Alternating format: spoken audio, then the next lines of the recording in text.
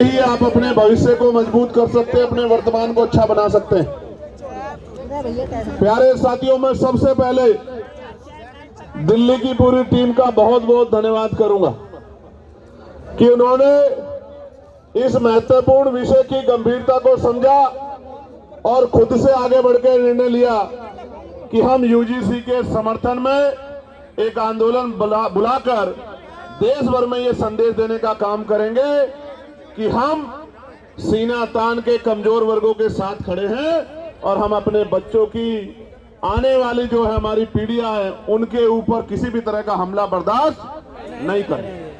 तो मैं और आप सब लोग दोनों हाथ उठा के दिल्ली की पूरी टीम को धन्यवाद करें कि उन्होंने ये हौसला जुटाया, उन्होंने ये हिम्मत जुटाई, उन्होंने हमें शक्ति दी, उन्होंने वैचारिक मजबूती को समझा और असल में उन्होंने सबसे बड़े इस दुख को समझा कि बहन पायल, भाई रोहित, बहन डेल्टा और तमाम हमारे बेटे बेटियों की जो शहादतें हुई है, संस्थानिक हत्या हुई है, आने वाली पीढ़ियों के हिस्से में ये जुल्म जाति ना आए। इसलिए मैं उनकी बड़ी सोच को भी बहुत बहुत धन्यवाद देता। उसके बाद जिन साथियों ने ये मुमकिन कराया कि दिल्ली जैसे स्थान पे एक बड़ा आंदोलन हो, हमारी बात दूर तक जाए, तो जहां जहां से लोग पहुंचे हैं, मैं उन तमाम भाइयों का, बहनों का, बड़े बुजुर्गों का, अपनी पार्टी के बड़े नेताओं का, सबका धन्यवाद करता हूं।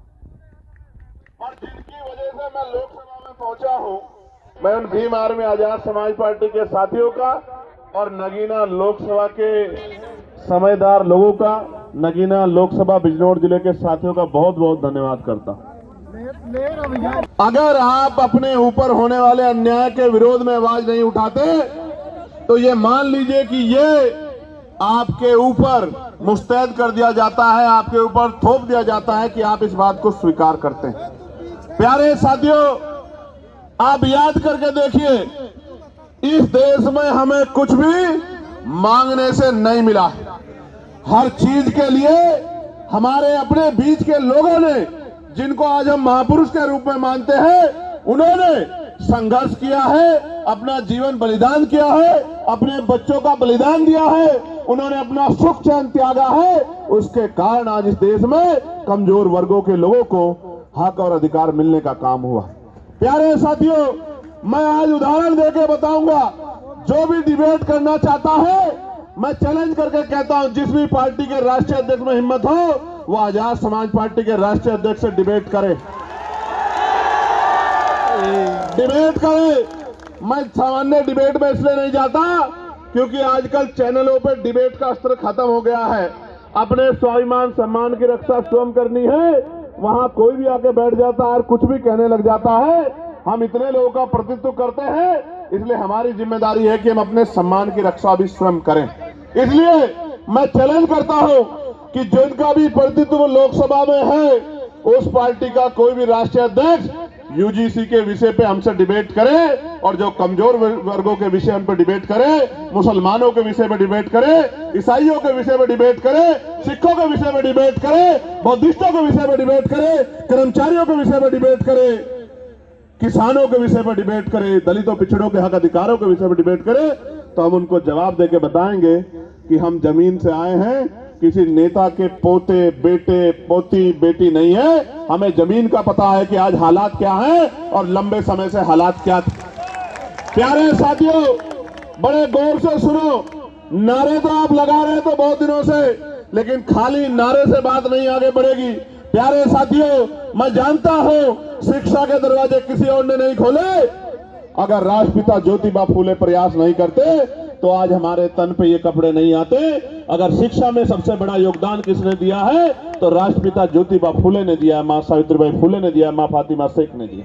प्यारे साथियों, इस देश में जिस आरक्षण को रोज बुरा भला कहा जाता है, हालांकि किसी की हैसियत नहीं है बुरा भला कहने की, क्योंकि जब आप ये कहते हैं, जब आप एक उंगली किसी की तरफ उठाते तो चार उंगली आपकी तरफ भी जाती है, तीन उंगली एक अंगूठे का रुख भी आपकी तरफ होता है। तमाम संस्थानों पे काबिज हैं जिन्होंने कमजोर वर्गों के लोगों को उनकी दुख तकलीफों के बाद, उनके भूखे पेट के बाद, जब उनकी बच्चों को तन ढकने का अधिकार नहीं था, जिन्होंने उनके आंसुओं के बाद भी, जिनके मुंह से एक शब्द भी हाय का भी नहीं निकला कि इनके साथ गलत हो रहा है, वो हमसे सवाल कर रहे हैं। नहीं, आपको कोई अधिकार नहीं सवाल करने का।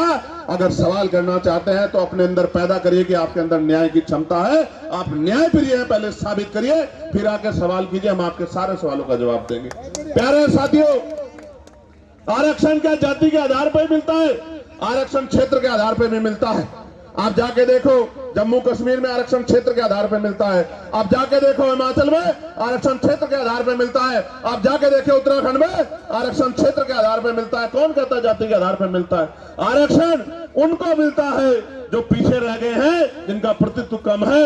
और इस देश का मैं गारंटी से कहता हूं, कास्ट सेंसस करा के आप लोग डेटा उठा के लाइए, ये डिबेट कीजिए और बताइए आपकी संख्या कम है। मैं गारंटी देता हूं, मैं चंद्रशेखर आजाद जो लोकसभा का सदस्य है और आजाद समाज पार्टी भीमान में कार्यकर्ता, मैं वचन दे कहता हूं, अगर किसी विभाग में आपका आरक्षण कम हुआ, चाहे वो विधानसभा हो या लोकसभा हो या कोई भी विभाग हो, अगर आपका आरक्षण, आपका प्रतिशत कम हुआ, मैं वचन देकर कहता हूं कि दलित पिछड़ों की लड़ाई को पीछे छोड़ के पहले आपकी लड़ाई लड़ने का काम करेंगे। इस बात का मैं आपको विश्वास दिलाता हूं। मैं संविधान को मानने वाला व्यक्ति हूं, न्याय प्रिय व्यक्ति हूं, इसलिए आपसे कह रहा हूं, तो मगर सच का सामना तो करना ही पड़ेगा। इस देश में अगर आरक्षण आया सबसे पहले तो 1902 में आया, जिसको छत्रपति साहू जी महाराज ने लागू किया, किसी और ने लागू नहीं किया। कुर्मी वंश के छत्रपति साहू जी महाराज ने लागू किया, उससे पहले तमाम न्यायप्रिय लोगों पर था अवसर, उन्होंने लागू नहीं किया। इस देश में अगर वोटिंग राइट मिला, इस देश